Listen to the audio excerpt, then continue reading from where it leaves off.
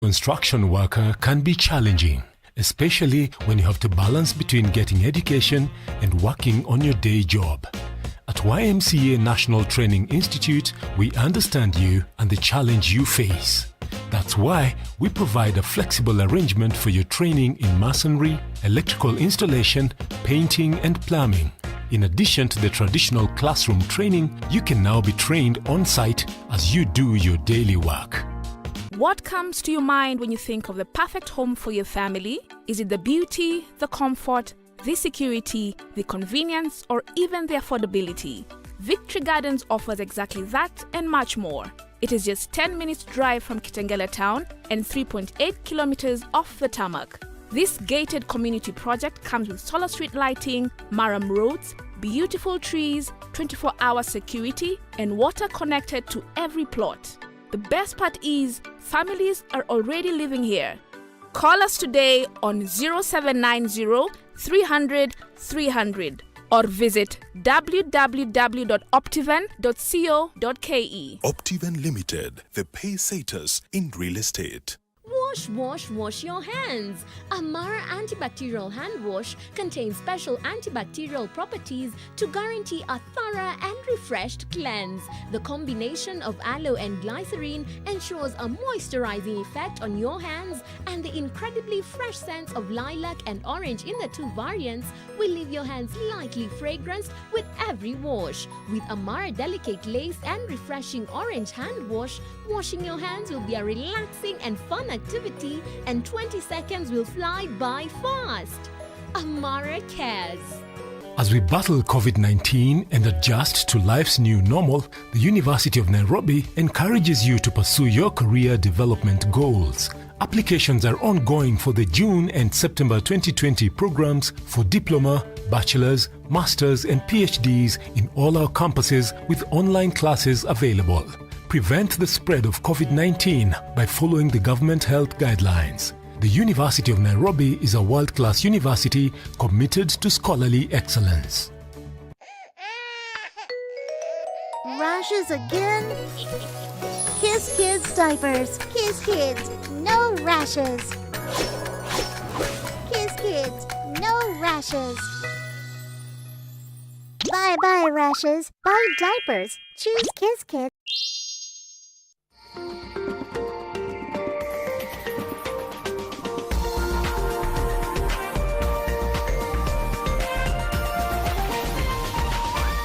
This is NTV.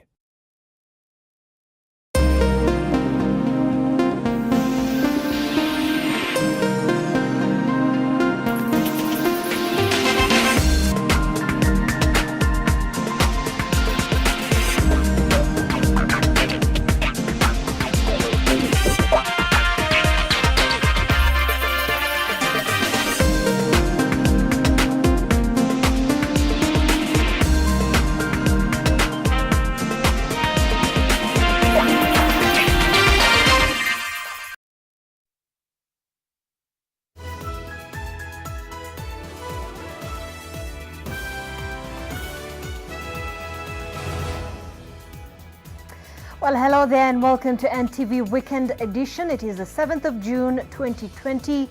By tonight, the coronavirus pandemic has claimed more than 400,000 lives globally, and the number of those infected has surpassed 7 million. That number is now at 7,037,144 cases. In Africa, the number of confirmed cases now stands at 187,270, while the death toll stands at 5,111. In the USA, 1.9 million people have been infected, with a death toll of 112,205.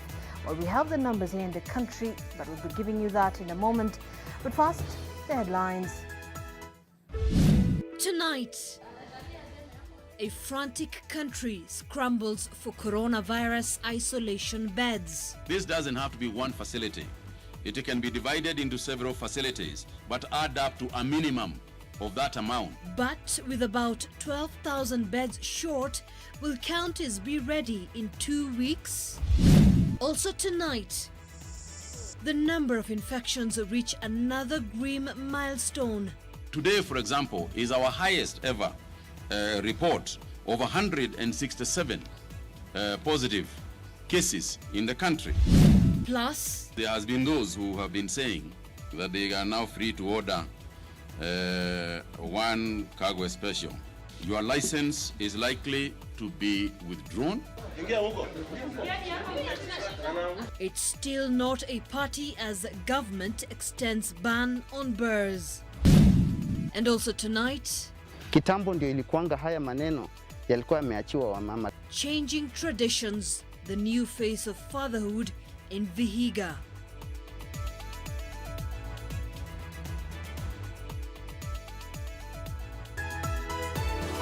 This is Weekend Edition with Zainab Ismail.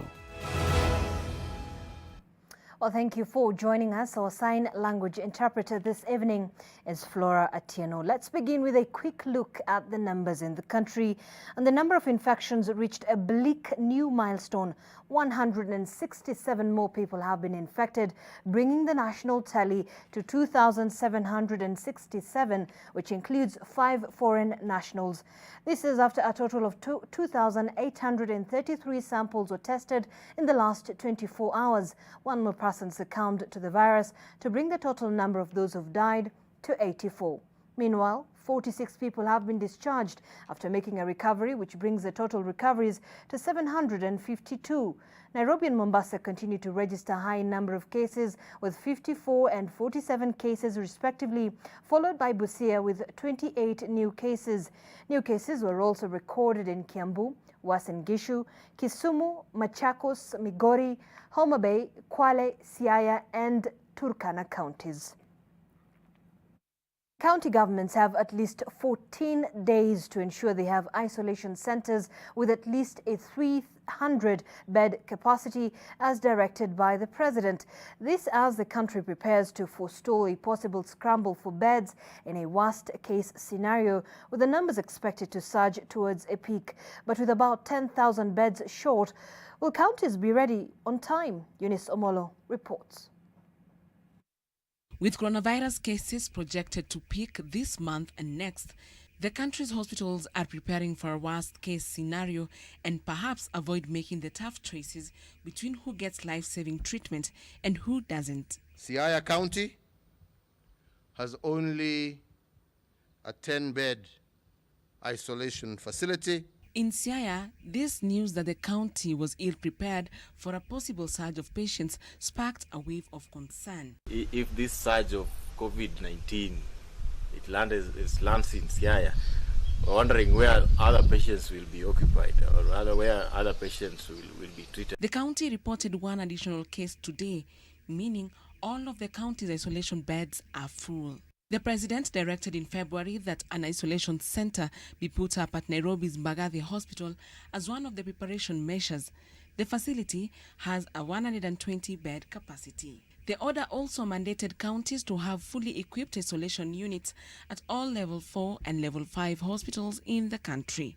But a number of the counties are yet to comply, even though 36 counties have so far reported infections. You can convert institutions in the counties to be isolation centers.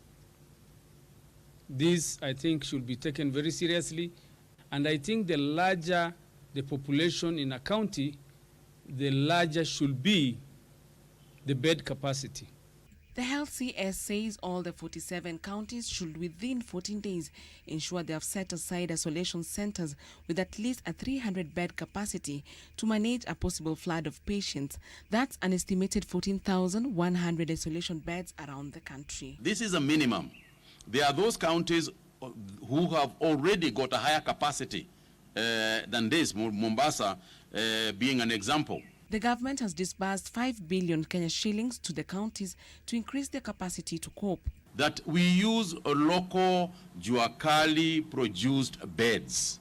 That way, we create a lot of opportunities and we create a lot of jobs. I have seen, for instance, when I visited Machakos County, I saw that their field hospital is filled with beds that have been made by the Juakali sector. The president is expected to meet the Council of Governors to discuss, among other things, their preparedness as the disease is yet to peak. Eunice Omolo, NTV, Nairobi. Well, and as a part of those preparations for the worst, the government hopes that home-based care will help ease the burden on already stretched public hospitals. Today, the Ministry of Health outlines the guidelines for home-based care. So how will it work and who qualifies? Gina Kirori has more. With the bow wave of coronavirus infection still to come, the country is still trying to prepare for a flood of critically ill patients who could strain the healthcare systems like nothing we've ever seen before. Care of patients at home is expected to ease the burden on hospitals already stretched to capacity. We are now better informed about our individual responsibility in this campaign, and I would like here to thank those in Nyumbakumis. The Ministry of Health is developing protocols on how such patients can be minded at home based on the guidelines issued by the World Health Organization. Apart from presenting a COVID-19 positive report from the laboratories, a patient must be asymptomatic or have a mild form of the disease based on the triage from a doctor. They must not have a pre-existing condition such as high blood pressure, diabetes, or chronic chest pain or chronic kidney problems. In addition, one must have adequate space in the room they choose for home-based care, which is separate from the rest of the house and is well ventilated. Attention to the prevention control guidelines must be prioritized. Washing hands, use of sanitizers, and wearing of masks and gloves are mandatory. Only the caregiver and the patient can access this room, and they must wear protective equipment. In case the patient's situation deteriorates, there must be an identified healthcare center that they can call in case of an emergency. And lastly, you must have adequate space, preferably a separate room from the rest of the household members, where you'll be able to stay during this isolation or quarantine. following the World Health Organization's guidelines on home-based care, the government is now set to enroll 57,000 community health workers through a 2-week training online module. But in a country where the differences in social status draw huge parallels, not everybody will have access to home-based care. If you don't meet some of these preconditions, then it means you can only go for institutional-based isolation or quarantine. As has been the norm, a COVID-19 patient would stay in isolation for 14 days and be tested thereafter. But WHO has reviewed guidelines and data and found that after the 10th day, even if secretions of the virus are found, those are likely to be breakdown products of the virus that are likely not infectious. This is just part and parcel of the evolving research being found in the new phenomena that is the coronavirus. Gena Kirori, NTV. Now, business in Eastleigh is slowly picking a day after the government lifted the ban on movement in and out of the area that had been under containment due to a spike in COVID-19 cases. But as our reporter Victor Kiprop tells us, ignorance of the safety tips now threatens to erode the gains made during the period. Just a few hours after the ban on the movement of people into and out of Eastleigh was lifted, the usually busy business hub had already roared back to life. Eastleigh imefungwa kama siku 30.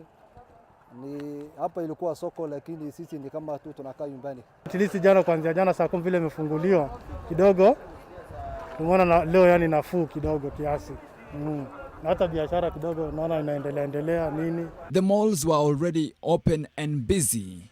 Tens of businesses, tens of trucks were offloading or picking goods. Matatu and boda operators were back in business, and the streets were full of people. Eastleigh is a very important hub. Thousands of people come here to do not only shopping but also to earn a living. There are thousands of people who come here to put food on the family's tables. Tunaomba rais ya kwamba cessation of movement kutoka county jirani zie ifunguliwe ili at least watu wakuja kutoka mkazi mbalimbali, watu kutoka Kajiado, Mandera, Moyale wakuja kununua vitu kutoka hapo. After nearly 4 weeks of reduced business activity due to the cessation of movement into and out of Eastleigh, the easing of restrictions was certainly badly needed. But with the shops now open and more people coming in and out of Eastleigh, the challenge for businesses and the people here now remains resuming business without endangering lives. A spot check by NTV on different parts of Eastleigh revealed that most residents had their masks on and some businesses had hand-washing stations, but social distancing was still a distant idea. Residents of the 4 areas not to become complacent and abandon all the containment measures. Any behavior to the contrary is likely to roll back the gains that have been made so far. I'd like to tell my society or my business partners or the people of Eastleigh to take care of other people who are coming also, to inform them how important their social distance is, to tell them to wash their hands. A good number of electronics, textiles and edibles consumed in Kenya and beyond pass through Eastleigh. Victor Kiprop, NTV. All right, thanks, Victor. Now, as life and businesses are also slowly crawling back to normal in Kwale, Kilifi and Mombasa's Old Town area, the government lifted restrictions on the movement, but there is still concern about the decision to extend the containment measures in Mombasa as the island city remains the only business hub along the coastal strip. NTV's Coast Region reporter Kevin Mutai has the details. Traders in Mombasa's Old Town area reopened their shops on Sunday morning after their businesses were closed a month ago due to the coronavirus pandemic. Despite the relief, some fear that the impact of the closures might take too long to overcome. Tunaomba mabadiliko lakini itachukua muda kwa sababu nimepoteza customers wangu ambao nikidili nao kwa biashara mara nyingi. Itachukua muda mrefu sana bro kwa sababu saa hii uchumi umekuwa chini sana. Kitambo makastoma nazoea tutakuwa bado tunadorora hivyo. Nimeingia ndani huko kumeharibika kila kitu. Mapanya yameingia wamekula, hakuna kitu, everything's imeharibika. Hapa kuna wafanyakazi ambao wanafanya kazi pia hapa, lakini right now nikikuelezea there's nothing we can give them. Over 200 traders at the Marikiti market selling food items such as meat, chicken and even vegetables are waiting for safety guidelines from the county government of Mombasa before going back to business. Even after reopening their businesses, the traders are maintaining that they will continue following the guidelines put in place by the Ministry of Health. Tulisimama pamoja kuhakikisha hii soko kwamba itarudi ile hali yake ya kawaida.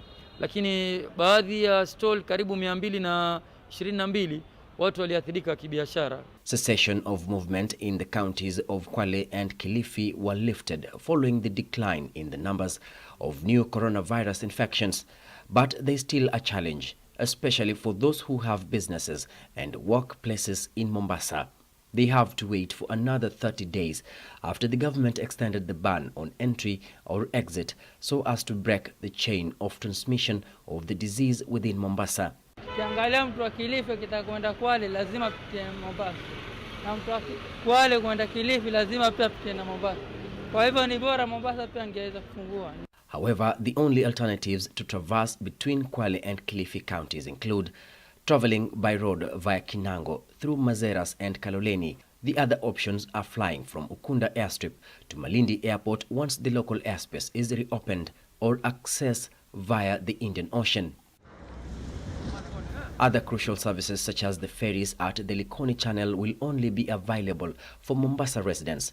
Police officers are still manning all roadblocks bordering the 3 coastal counties that had been placed under containment as Mombasa continues to register new infections, including 47 new cases in the last 24 hours. The total number of infections in Mombasa now stands at 814. 37 people have succumbed to the disease, while more than 200 have recovered. Kevin Mutai, NTV, Mombasa. Meanwhile, the government says restaurants and eateries flouting rules on the sale of alcohol will have their licenses permanently revoked as the government extended the orders closing bars. NTV's Naoma Sampao has more. President Kenyatta's decision to extend restrictions in some parts of the country was not exactly what these residents of Utawala in Nairobi were hoping for. Utawala MCA Patrick Karani and 11 others were allegedly enjoying a party at a parking lot well past the curfew deadline. Their merrymaking became a boisterous affair, forcing the residents to call the police. The MCA tried to convince the police that he was sober, but his pleas fell on deaf ears. The party of 12 was cancelled and the revelers arrested.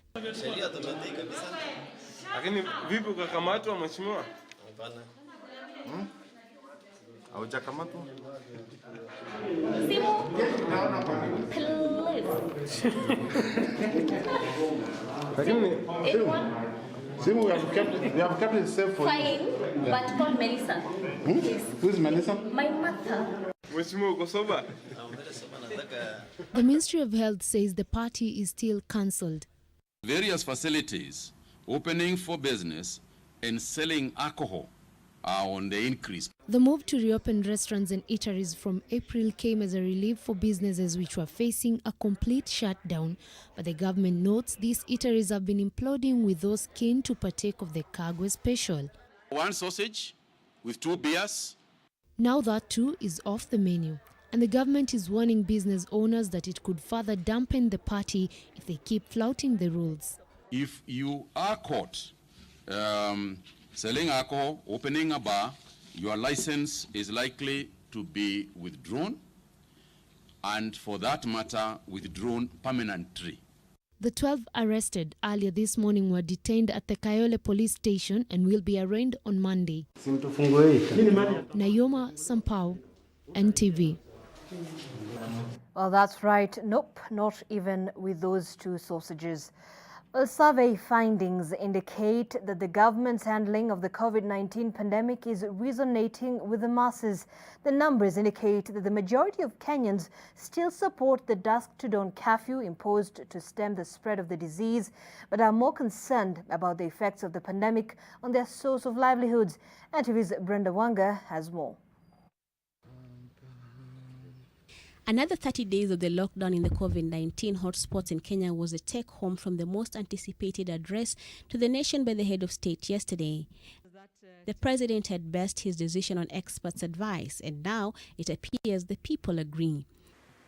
A survey conducted by InfoTrack Research indicates that 57% of the population support that decision to have the curfew in place until the situation is manageable. 30% believe that the curfew should have been lifted. We also see that 71% of Kenyans are concerned that people have COVID-19, but probably don't know because they're asymptomatic and will very quickly or soon be spreading the virus unknowingly to other people. And then leading to a large-scale pandemic. So the worry is real for most people, life or livelihood. The limitation of movement from the hotspot counties of Mombasa, Nairobi and Mandera was also extended, and with good reason, from both the experts and now it seems the people too. According to the numbers, this decision was timely. The survey indicates that if let loose, 4 out of every 10 Kenyans will pack up for the villages because they believe that their families will be much safer there than in the towns. That COVID-19 remains a point of concern for Kenyans is clear.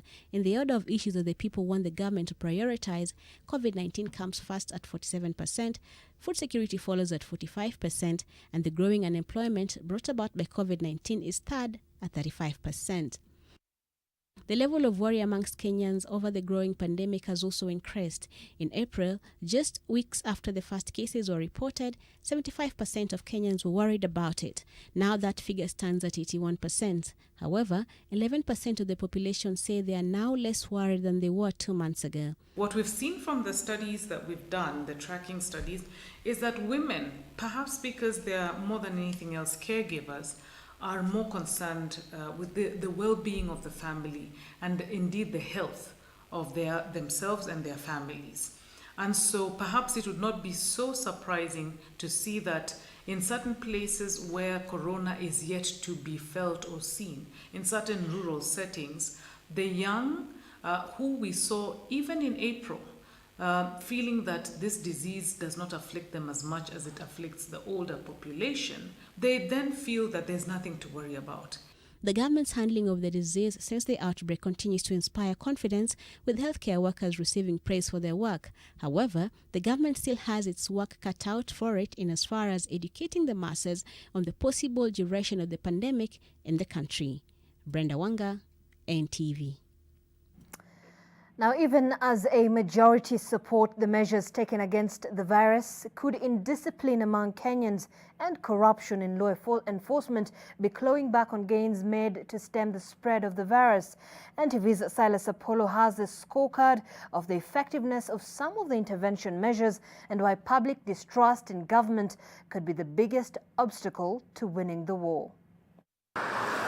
Measures to restrict movement in and out of select counties and a nationwide dusk to dawn curfew are not only premised on what the government says are best practices globally, but also tied to our fragility as a nation, a deadly mix of a broken healthcare system, a high disease burden among the populace, and skyrocketing levels of poverty.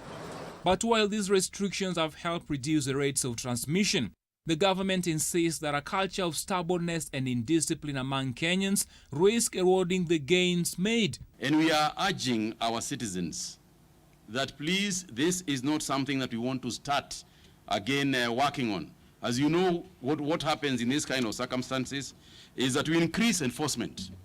And as soon as we increase enforcement, then there is an outcry that our police officers are not treating people well. Had we not taken the stringent measures that we did in March of 2020, the rate of infections in Kenya would have peaked to 800,000 people by July 30th of this year.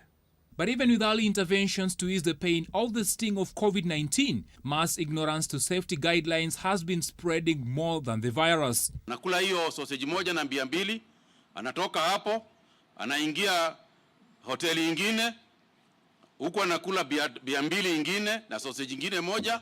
The government too has been caught serving up wine while drinking water.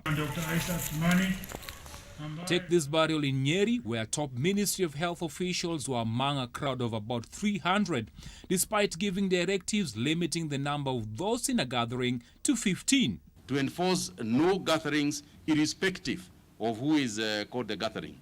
The police have also been accused of corruption, especially those manning areas under containment, and brutality while enforcing the restrictions and measures.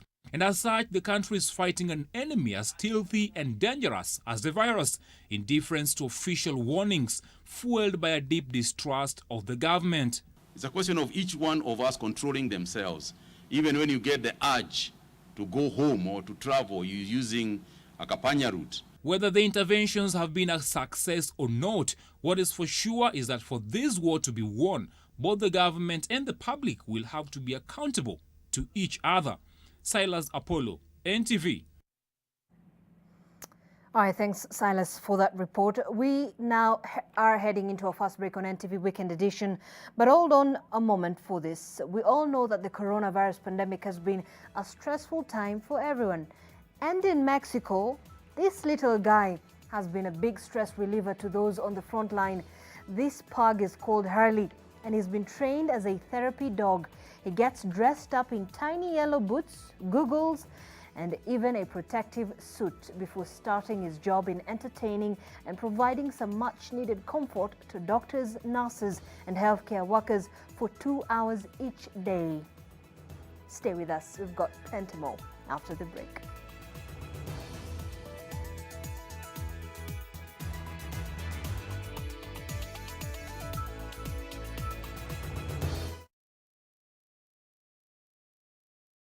The Kenya Film Commission, in line with its mandate and function of promoting development of local content and establishing a film fund, has established a film empowerment program that will provide film and video related funding. The Commission announces the funding application for the 2019-2020 financial year.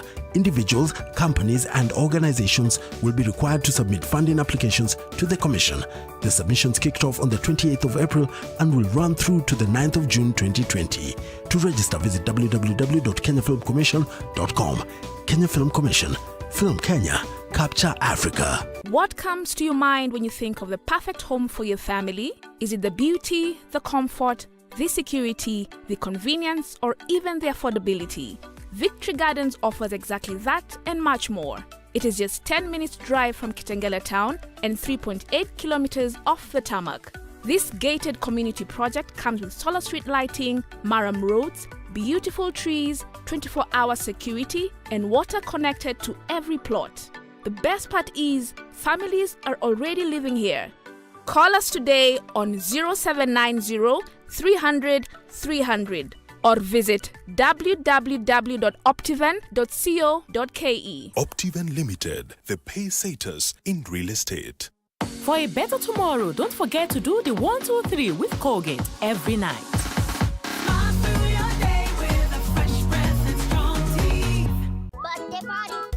Birthday party. Birthday party. Birthday party. Are we not invited? We have gifts. Malaria. Mommy, best. Run. Oh, die. Party. Compared to an ordinary spray, Mortein Doom Power Guard kills disease-causing pests instantly. Mortein Doom Power Guard. Oh, yani aje. Mino Jonte Fresh. Mi ndio nimetambulika hii Gikomba yote sekta ya manguo. Jumio transform nguo ordinary za mtush zenye ziuka mna hii harufu ya Bale into the freshest Iggy kosi yote. Siri ni hii Ariel mpya ya pink. Na kushow mtush zinang'ara kung'ara kushinda kamera. So clean, so fresh. Ma customer unaisana na hii story. Ninatumia Ariel touch of down mpya tu. An estimated 166,000 new cancer cases and 41,000 cancer-related deaths were reported in Nigeria in 2018. With this number of people dying from the disease, why then is cancer treatment so expensive? Investing in property is nothing new, but more and more people from the diaspora are deciding to buy houses here. Why? Let's find out. Botswana is big about beef, but not so much about dairy. How does a country that exports most of the beef from Africa produce less than 10% of its annual raw milk requirements?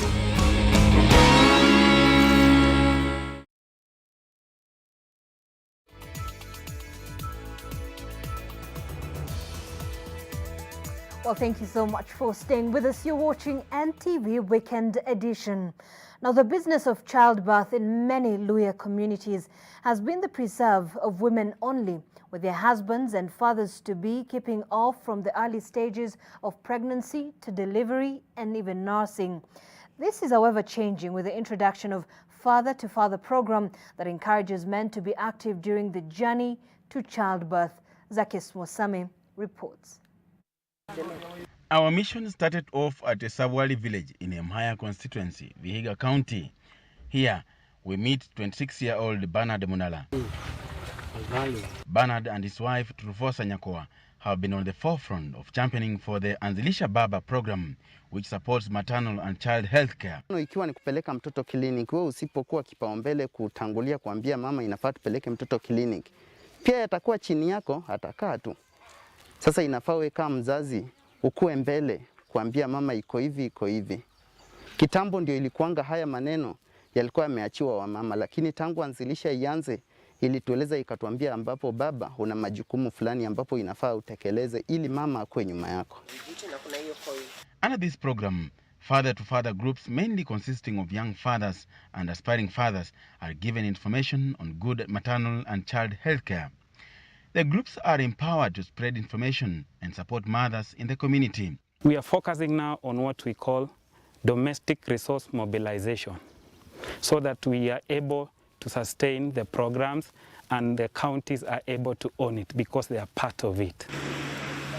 Following worrying indicators on maternal and child health care in 2017, there was need to come up with a strategy to boost low coverage of skilled delivery, low coverage of first and fourth antenatal clinics, and low coverage of IFAS intake that contributes to anemia and low birth weights. It is in this regard that community health volunteers in Luanda and Mhaya constituencies were tasked to come up with father-to-father and mother-to-mother groups which would help create awareness on maternal health issues. Luanda sub-county in Vihiga County has 30 established groups, with the Kwanda group being the most vibrant. Peleka mtoto clinic huwa tunapelekanga naye. Anasaidia kubeba mtoto hadi clinic. Kupika anapika, huwa anasaidia kupika. When the mother is pregnant, during time of delivery, the mother just comes to the facility, maybe accompanied by the mother-in-law. We want the owner of the baby to accompany the mother to the facility. Why? Because there is sometimes that need where we need you to help us even with talking to the mother. You know, labor is not an easy thing. Tangu nijiunge safari imekuwa mzuri. Tunashirikiana hata na mume wangu. Pia venye alisikia alikuwa na furaha. Alinisaidia kwa kile nilikuwa namwambia, alikuwa ananisaidia. Hata jikoni ananisaidia, kama nimemwambia siwezi ananisaidia anapika. Despite the stigma towards men who have participated in the program, they have vowed to continue with the spirited fight, whose end result, they say, will be seeing men appreciate and understand the challenges pregnant women undergo. The skill delivery, we were doing very poorly. Most mothers were not delivering in the facilities. They were delivering at home with the help of the traditional birth attendants.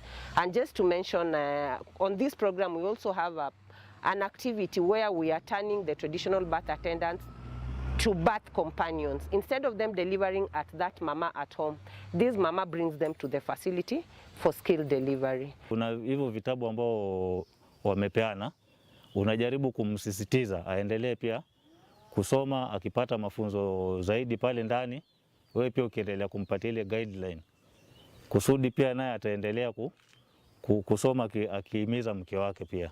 Mzee wangu aliingia kwa chama ya Father to Father. Tangu aingia hapo, nilikuwa na mimba. Alinishughulikia, kanipeleka hosi kwenda kujifungua.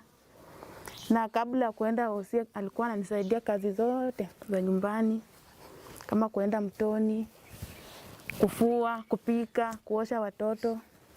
Alinishughulikia. Imesaidia sana kureduce anemia, low birth weight standing, vifo vya kina mama wakizaa na watoto wakufa kabla ya miaka miwili.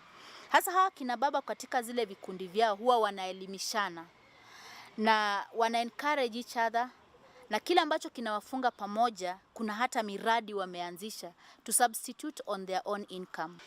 The county government of Vihiga is looking forward to rolling out the program in the entire county with the aim of bettering maternal and child health care. Hii program ilianzia Luanda sub-county, wakati ilianza kufaulu ikasonga Mhaya sub-county, na hivi sasa tuna mipango ya kuiweka katika sub-county zote, Vihiga sub-county, Sabate sub-county na Hamisi sub-county. Hii program ni partnership kati ya Nutrition International ambayo inasapotiwa na Canadian government na county government of Vihiga.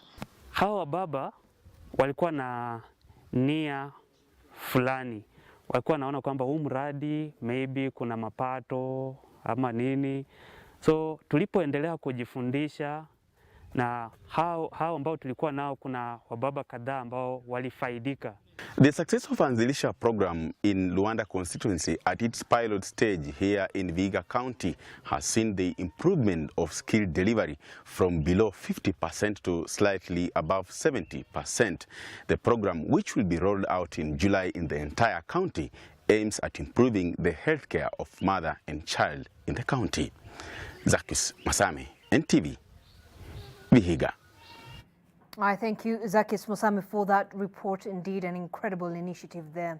Now we take our second break, but first, if you're still having your dinner, you may want to turn away for a moment, as this might make your tummy turn. An innovative factory in France is helping local farmers earn cash in a useful, sustainable way by producing protein-packed feed made from dehydrated worms. But these worms aren't just for chickens. A second range is for pet food, a little sustainable snack for your cats and dogs. I'm not sure how well this treat would go down.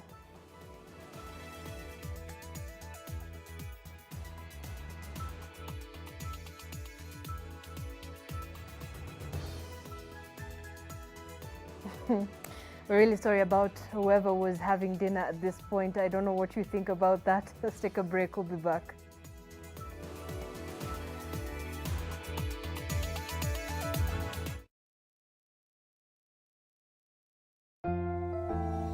We all are looking for products to protect ourselves from viruses, but not all products protect us. Did you know that using Dettol soap and water protects against viruses? Many viruses are surrounded by an envelope with receptors that enable them to enter a human cell and cause infection. Dettol soap destroys the outer layer of the virus and effectively removes it. Protect your family from the spread of viruses with Dettol. Dettol cleans and is now tested and proven to be effective against COVID-19 virus. This has been Medifax for Dettol. The Governor of Kakamega County, His Excellency Wycliffe Ambetsa Oparanya, is pleased to notify property owners within Kakamega County of his decision to extend a 100% waiver on penalties and interest arising from any accrued and unpaid land rates within Kakamega County. The waiver has been extended from 1st June to 31st August 2020. Take advantage of this waiver period to clear all your outstanding arrears. Please take note that the county government will institute all necessary measures, including repossession of the property upon the end of the waiver period. For more details, visit our county revenue offices or website www.kakamega.go.ke. Kakamega County, the Green Jewel.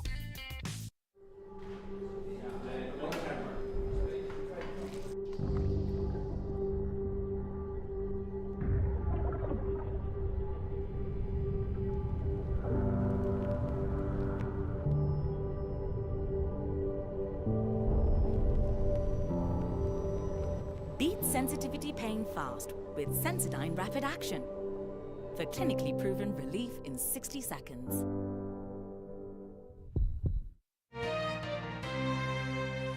Did you know there's a laundry bar soap that can help save you time, water, and money? Try Whitewash Extra, the 3-in-1 soap, detergent, and softener. Its unique formula provides a quick and effective wash, softens fabrics, and is gentle on your hands too. So you save by not having to use multiple products. And you only rinse once. For a laundry soap that can help save you time, water, and money, try Whitewash Extra. Brand power, helping you buy better.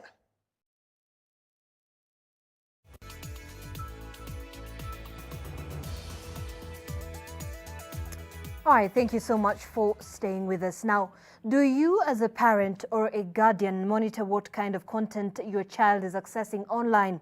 Well, an increasingly tech-savvy population of minors forced home by the coronavirus pandemic is spending more time online than ever.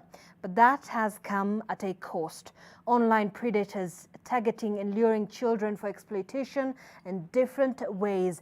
In fact, earlier this month, the Directorate of Criminal Investigations raised a red alert after a spike in cases of sex predators targeting children. Now, to delve a little bit deeper into the safety of the children online, we are joined by Makreen Abuka, a child psychologist, as well as Bright Maudor, the head of Cybersecurity Services, IS Kenya. Now, gentlemen and lady, thank you for joining us. And I'll begin with you, Dr. Gameli. Now, online abuse of children can include ranging from cyberbullying, grooming, and even sexual abuse. So how safe is the internet space for kids in this digital era, and especially now that children are spending loads of time online because of the pandemic? So the internet space has become very open, and everyone that, kids are home, they have so much time right now, they have access to their gadgets, and also parents have a lot of things to do, so they're not going to spend so much time with the kids and their gadgets. So right now, they are prone to a lot of attacks. They're prone to being attacked by cyber criminals that are taking advantage of this right now to be able to infiltrate their lives. So this is happening through many ways, not just the video conferencing facilities that we're looking at alone, but social media networks. For example, a simple Instagram account opened by a 13-year-old or 11-year-old, you see people commenting on those posts that they have. And because they have not put the right settings for security, they start engaging in conversations For example, just a few hours ago, somebody added me to a group on Instagram and started posting some links, and somebody who is not tech savvy might be able to click on that, inviting viruses where they can even turn on their cameras without them knowing. So hackers, predators are there right now. They're taking advantage of all of these avenues to make sure they can get to get into the lives of people. And Dr. McCreen, let's just talk about the psychological impact on the child who has encountered, abuse online. Really, just paint for us a picture of really what happens to this particular child. And it doesn't have to include, face-to-face interaction with this predator, that's the online predator. Okay, so a range of things could happen, and the effects could be in the short term and in the long term. Some of the things that could happen include the child being exposed to inappropriate content by way of age. The child could get sexualized because of what they're being exposed to.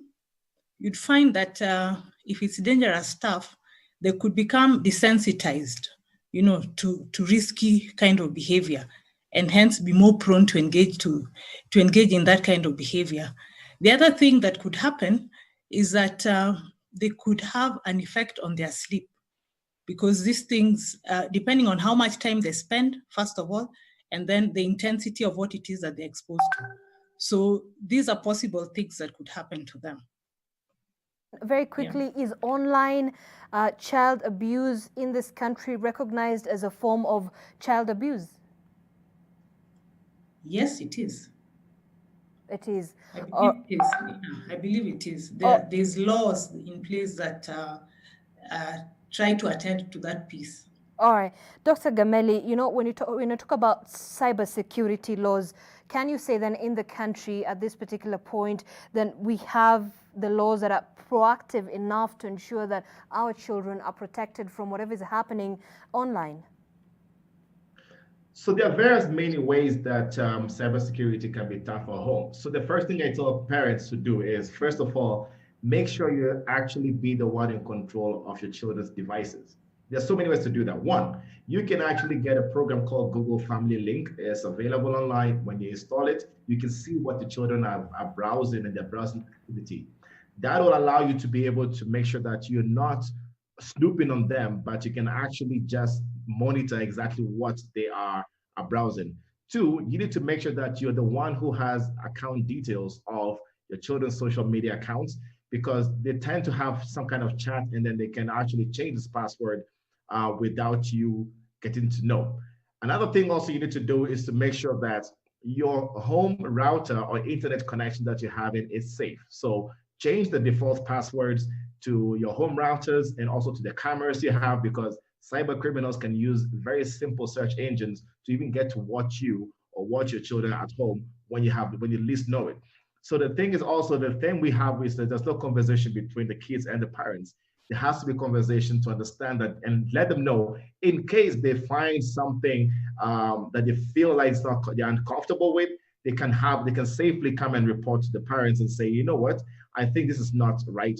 And last but not the least, all these platforms that children are using have so many security settings. Parents just need to open the security settings of those social media apps and be able to change those. And please have an anti-malware solution on your laptops. Get them upgraded all the time, that you're constantly being protected against malwares that are coming to your children's phones and the devices. Right. Now, Ms. McCreen, right now there is a huge generational gap, and there have been issues, that really work at the disadvantage of the parents when they really want to monitor their children, because you might find a huge percentage of the parents are not very tech savvy. They do not really understand how the Internet of Things work. So do you think this might be a problem when it comes to trying to ensure that whatever your child is accessing online is safe? Well, the absence of skill on the parent side is certainly a problem. Right.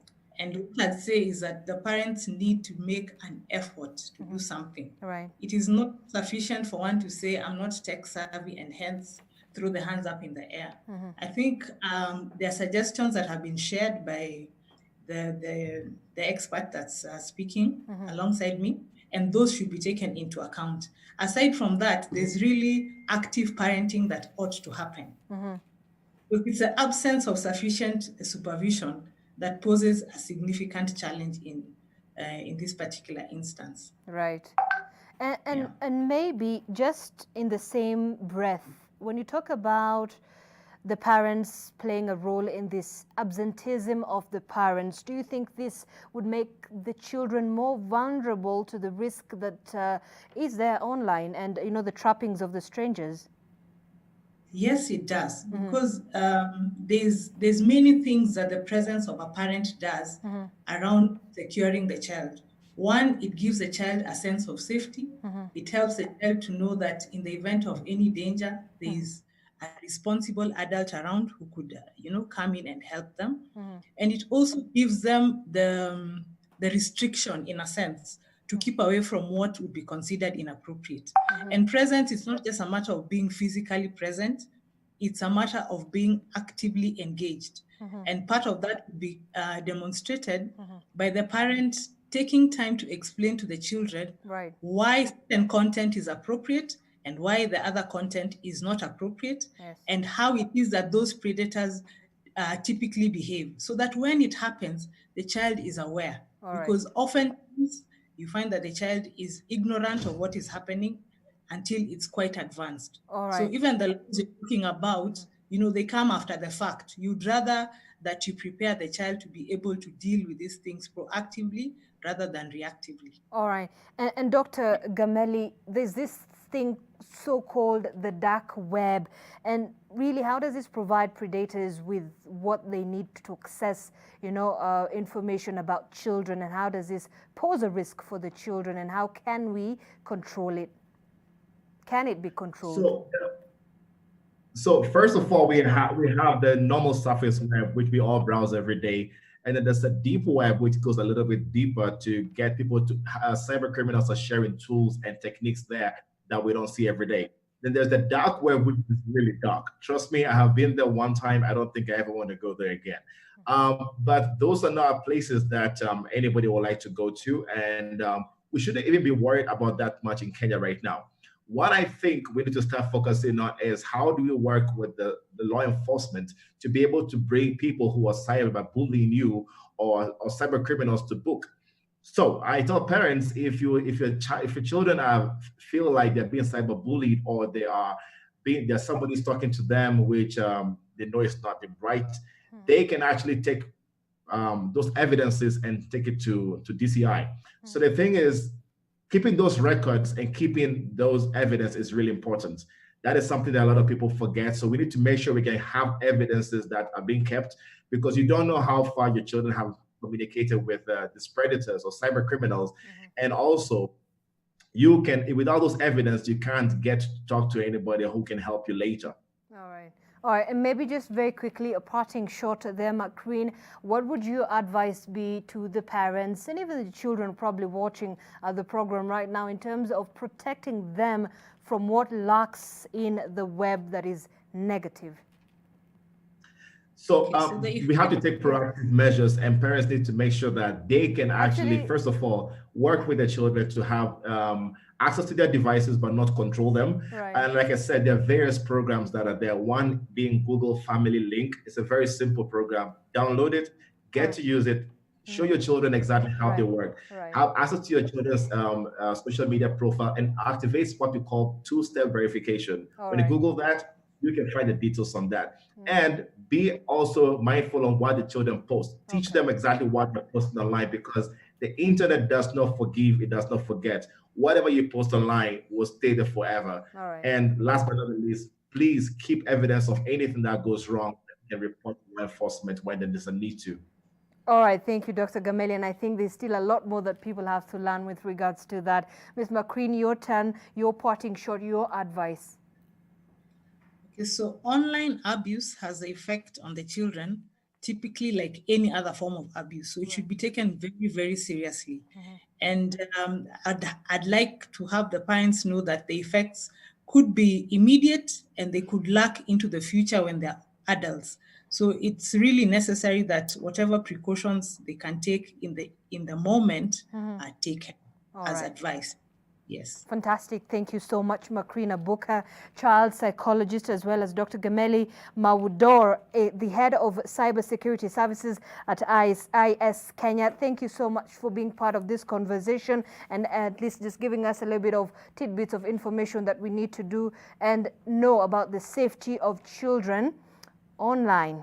Now, President Uhuru Kenyatta used the metaphor of athletics to tell off Deputy President William Ruto over his alleged impatience to take power.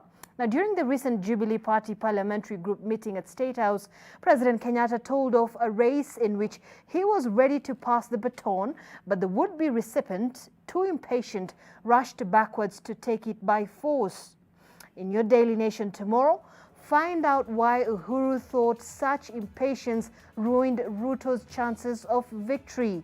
Plus, the World Health Organization has now advised that quarantined COVID-19 patients cannot transmit the virus after the 10th day, raising hope of freeing up more hospital beds.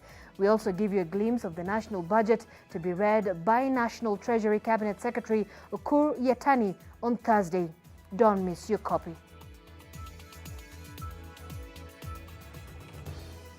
Meanwhile, the proportion of defaulted bank loans has hit a 13-year high, reflecting the cash flow burden on workers and businesses brought about by the coronavirus disease.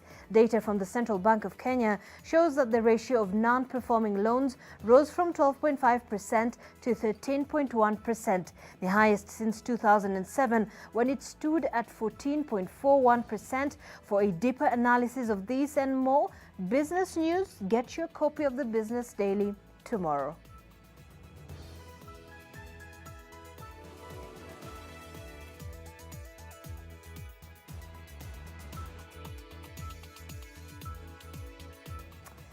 And we are taking another break on NTV Weekend Edition, but you have to see this. She's 90 years old and taking on thugs, shooting down zombies for at least 3 hours a day. That's a day in the life of one Japanese granny. Every day, 90-year-old Japanese grandma Hamako Mori flexes her fingers to keep them nimble, not for knitting or needlepoint, but to keep them in shape for playing video games. The pensioner, known as Gamer Grandma, spends 3 or more hours a day battling monsters and going on missions in the virtual worlds of her favorite games. She even holds a Guinness World Record, certifying her as the world's oldest gaming YouTuber.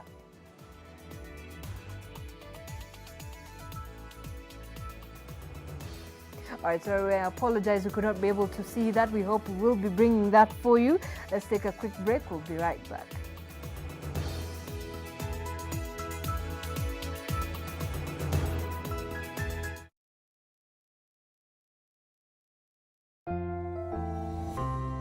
The risk of illness-causing germs is increasing. It is believed that the coronavirus can remain on surfaces in your home for up to 9 days. Touching infected surfaces is one of the ways in which germs spread. Regularly disinfect your floors, countertops, and kitchen surfaces with bleach, and use an effective toilet cleaner inside and outside your toilet bowl. This message is brought to you by Medifacts, JIC, and Harpic. Can you tell Kinyanjui to come to my office immediately? Good morning. Good morning. Mimi sipendi unapanguza floor. Hiyo dust uache hapa kwa meza. Clean up.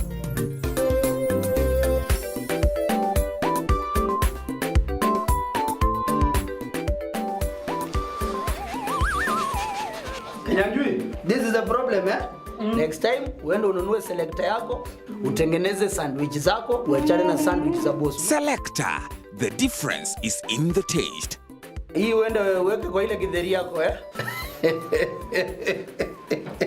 What makes a Kenyan dental mom powerful? I encourage my kids to learn new things. And if they get hurt, I rely on the power of my Dettol's One Capful. To fight germs, it's like my own first aid kit. My family needs protection from germs. I use the power of Dettol's One Capful to disinfect surfaces and clothes to keep them clean and safe from germs. I trust the power of Dettol's One Capful. For bathing, the power of Dettol's One Capful protects from up to 100 illness-causing germs. Dettol, Kenya's #1 antiseptic for fighting germs.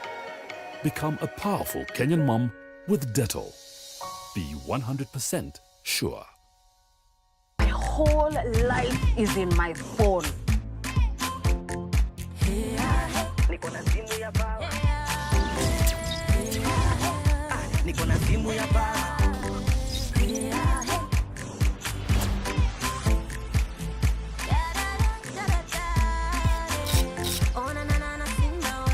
Niko na simu ya bawa. Mimi niko sawa. Niko na simu ya bawa. Kanipicha simu ya bawa. Shine up your A moment, yeah.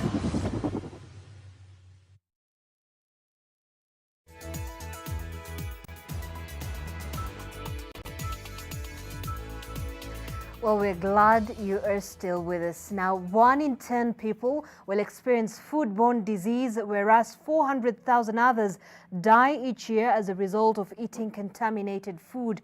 The World Health Organization says that proper food preparation can prevent most foodborne diseases.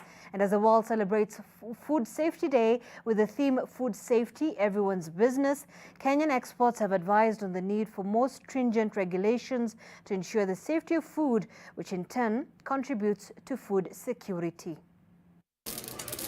The ongoing pandemic called the world's attention to the importance of food safety, as the infection is said to have originated from an animal. 75% of the emerging diseases now, we call them zoonotics, are diseases transferable from animals to human beings. Again, are animal diseases, even the COVID itself. So I want to urge governments, Kenya included, to invest more in control of foodborne illnesses, the human foodborne illnesses, at the animal level. Challenges such as limited awareness among farmers, inadequate resources in government ministries, as well as dysfunctional laws, have affected the implementation of laws that ensure food safety in the country. Adulteration, and that is usually something that we see a lot in milk, where, like Kilonzo said, you add in certain chemicals to extend the shelf life of the milk. In Kenya, however, much emphasis has been given to exports at the expense of the local consumer. The consumer are very, very key in this, because when the consumer start demanding safe food, then the markets will comply. And this is where we insist, because in Kenya we have dichotomized the markets, the one for domestic and the one for export. It seems that the one for exports, we have enough food, quality food that is supplied.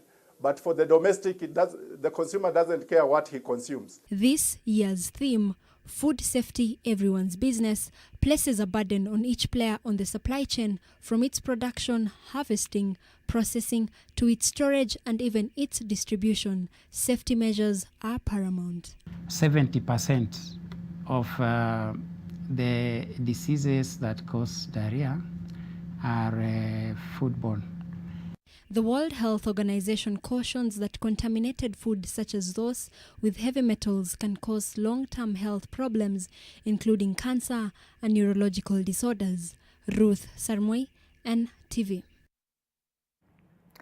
Now, before we get to the sports news, have a look at this. If you have been feeling bored during the coronavirus lockdown, then you're not alone. Accustomed to living on the remains of restaurants and roadside stalls, around 50 stray cats were seen yawning and stretching under the rays of the spring sun of the island of Cyprus. The bored cats lazed in the almost deserted streets due to the measures taken in mid-March to stem the COVID-19 pandemic. We'll be back in a moment.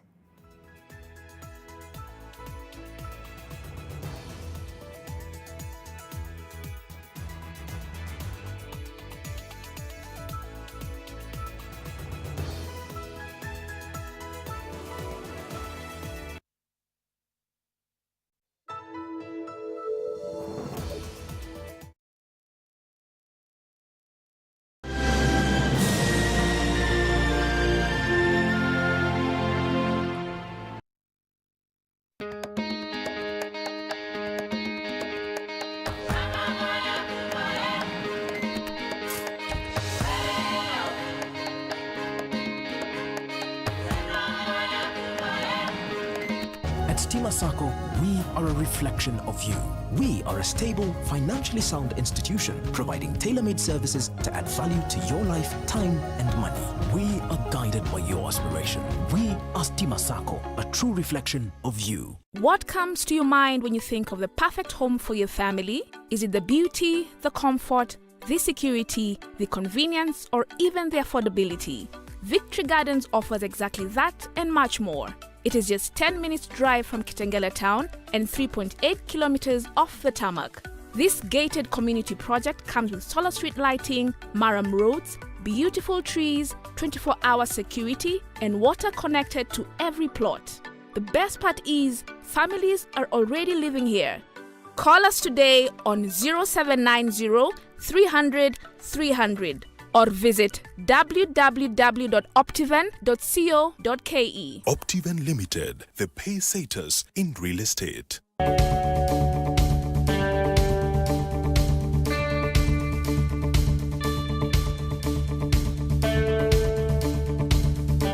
Applications are ongoing for the June and September 2020 programs for diploma, bachelor's, master's and PhDs in all our campuses with online classes available. Prevent the spread of COVID-19 by following the government health guidelines. The University of Nairobi is a world-class university committed to scholarly excellence. How to burp a baby. Lay your baby face down on your lap. Support your baby's head, making sure it's higher than his or her chest. Gently pat or rub the baby's back, leaving the baby comfortable and without any trapped gas. Kiss Kids diapers. Kiss Kids, no rashes. Kiss Kids, no rashes. Bye-bye rashes. Bye diapers. Choose Kiss Kids. An estimated 166,000 new cancer cases and 41,000 cancer-related deaths were reported in Nigeria in 2018. With this number of people dying from the disease, why then is cancer treatment so expensive? Investing in property is nothing new, but more and more people from the diaspora are deciding to buy houses here. Why? Let's find out. Botswana is big about beef, but not so much about dairy. How does a country that exports most of the beef from Africa produce less than 10% of its annual raw milk requirements?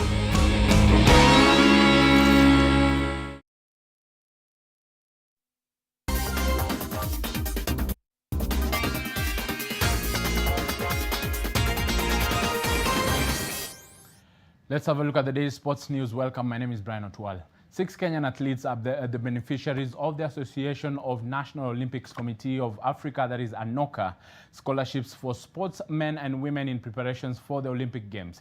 The funds will help the athletes during their preparations for next year's postponed Olympic Games in Tokyo, Japan. They include 3,000 meters steeplechase world champion Conseslus Kipruto, world 1,500 meters champion Timothy Cheruiyot, Commonwealth 800 meters champion Wycliffe Kinyamal, Commonwealth 10,000 meters bronze medalist Rogers Kwemoi, Emily Cherotich, and World 800 meters bronze medalist Ferguson Rotich.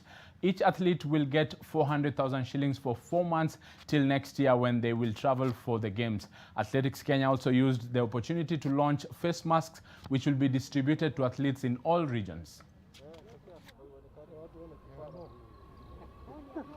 There's a very stringent criteria. One is that one has to be the top in the world in the season. Probably they look in terms of the season so that they'll be able to qualify for that. These amounts are for their preparation, for training, for competition, for the equipment, everything which will assist them to be able to compete well and to prepare well for the Olympics. The total sum, before we worked on it, we were looking at a period of 8 months, but that was before the Olympics was postponed. Now that it has been postponed, we'll obviously have to change those figures and we'll be waiting for ANOCA to advise us how much more in order to extend the period. And staying on the athletes, 100 of them from Machakos and Makueni counties received food donations from Athletics Kenya to sustain them during the coronavirus pandemic. The selected athletes who received foodstuffs and masks as a cushion from the pandemic are those who have been in camp preparing for the postponed World Under-20 Championships. AK Vice President Paul Mutwi, alongside AK Nairobi Branch and Youth Development Chairman Barnaba Korir, also confirmed the Federation's intentions to bring back athletes who are stranded outside the country and also ensure that no athlete will suffer during this time of corona pandemic. Next up, the athletes who were in camp in Nyahururu and Nyeri will be in line to receive the foodstuff. This even as Athletics Kenya targets to reach 1,400 athletes from all camps in the country. And 15-time Mr. Kenya bodybuilding champion Mickey Rago's real name, Michael Sanya, is the symbol of bodybuilding in the country. From the makeshift gyms in the 1960s, Mickey Ragos climbed to the pinnacle of his sport, and while he enjoys the fruits of his heydays, after retirement, he decries the death of professional bodybuilding in Kenya. I caught up with him, and this is his story. Across from the landmark Dandora Dam site stands the Ragos Community Gym. It is a symbol of one man's success in life brought about by lifting weights, building his body, and by extension building a name that has stood the test of time. Mickey Ragos is synonymous with the sport of bodybuilding in Kenya. A hulking mass of a man, Ragos stumbled into the sport in the 1960s while in school in Limuru. His first tools of trade being stones, bricks and paint cans. Mimi nilibeba hizo mawe mpaka nikashinda Mr. Nairobi 1966. Nikibeba mawe. Gym ilikuwa hakuna. Gym zilikuwa 3 Nairobi. Kwa Universal Studio, Steel Studio na Tropical Studio. Tropical ilikuwa wazungu, ilikuwa Moi Avenue. Hizi mbili zilikuwa River Road. Moja ilikuwa Luthuli Avenue, na nyingine ilikuwa River Road. Na zote zilikuwa za Wahindi.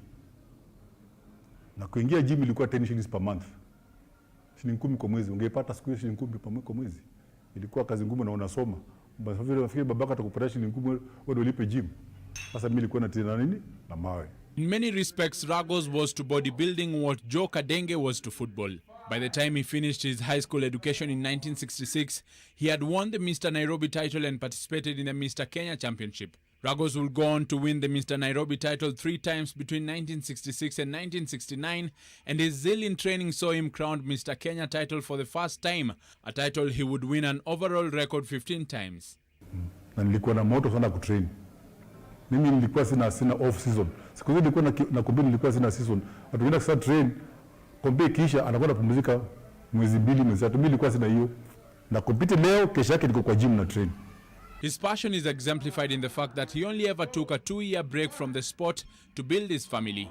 With a dedication that would come to define his career at the age of 25 and undefeated for 10 years for the national title, Ragos tried out the ways for Mr. Universe. With relaxed rules then, the use of steroids was rampant, something that played to his favor the 1986 Mr. Universe in Japan, seeing him finish in 7th out of 10, with over 110 other participants disqualified for using steroids. Clean bodybuilding is very sweet, very nice. Na ndio siku hiyo ya kwanza kufanya drug testing kwa bodybuilding mara ya kwanza.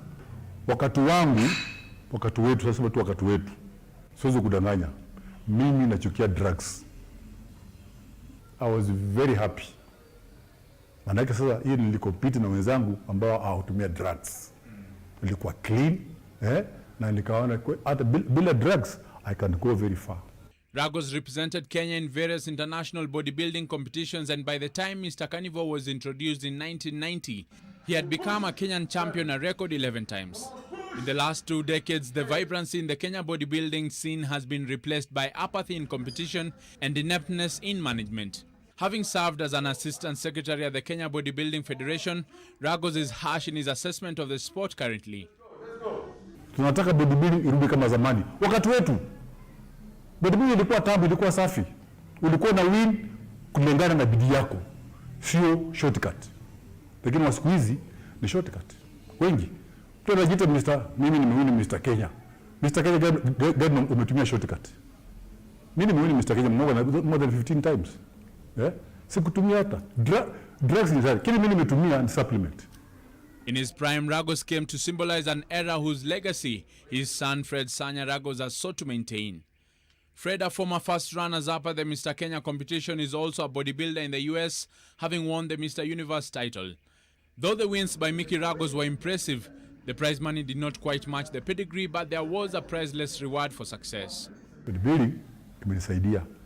Na si ati nimewin prizes kutoka kwa bodybuilding. No, marafiki, friends. Kwa hivyo nikisema naacha bodybuilding naenda, mimi nimeacha legacy ya kutosha. Manake watu wameona nimetuisha watu wengi. Vijana wengi hata huku tembea kusema, mimi nataka kama Ragos. Nataka tu niwe kama nani? Kama Ragos. Nimewini competition 15 years in a row ambayo hakuna bodybuilder ambayo tena natural, hakuna bodybuilder atabiti hiyo.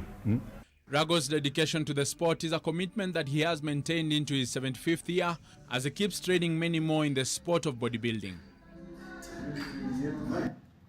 And high-ranking Olympic official Pierre-Olivier Bacchus made plain that the delayed Tokyo Olympic Games will be held in 2021 or not at all. The Belgian was reiterating the stance put forward by Japan and International Olympic